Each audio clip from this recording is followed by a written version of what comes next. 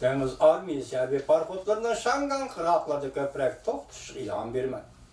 Bu arkalık bizden Şangan halkına kollaydıqallığımızı bildirdim. Ben Şangan halkına nimedin enseravat kaldığını bilmem. Çünkü Şangan'da teptiş kılışını tüzgilleş görünü atılır. Bu Cungo'nun Şangan'a erkinlik çekleşki urunğallığının yani bir erkisidir. Bu Cungo'nun Şangan'da erkinlikin çekleşki urunuşunun yani bir erkisidir. Niçin zor gülenlik namayiş partığallığının bir sebebidir. Ben Şangan'ın en süreç sebeplerinden alımen de görsetti Amerika avazığı senatör Bob Menendez.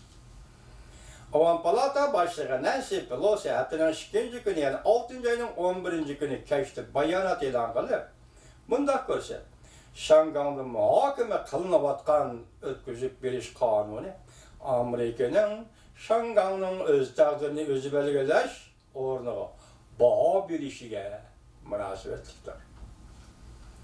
Hem de bu Amerika ile Şangan'ın koş taraflı münasebetiyle kriz elip geldi.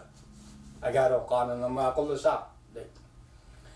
Növbette Amerika Koşmuş Ştatları Devlet Meclisi Şangan Kişilik Hukuk ve Demokratik Tüzüm Kanun layihəsini yenilap tüzüşünü ciddileştirdi.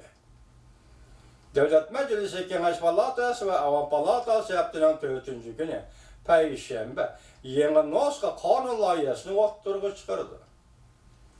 Christopher Smith ve McCowan Katarlıq Devlet Meclisi əzaları bu kanun layihəsini birləşib qoyğan idi. Senatör Marco Rubio hərəkətə rəhbərlik qıldı. Kanun layihə Şangan'da özünü baş konuş gerek mi yok diyen ölçemli götürüldü.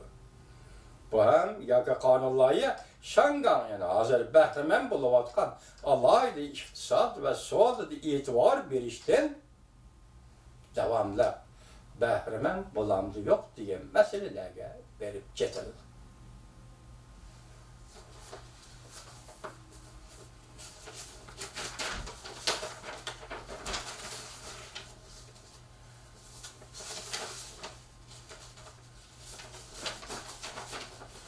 Meselelerine verip getirildi.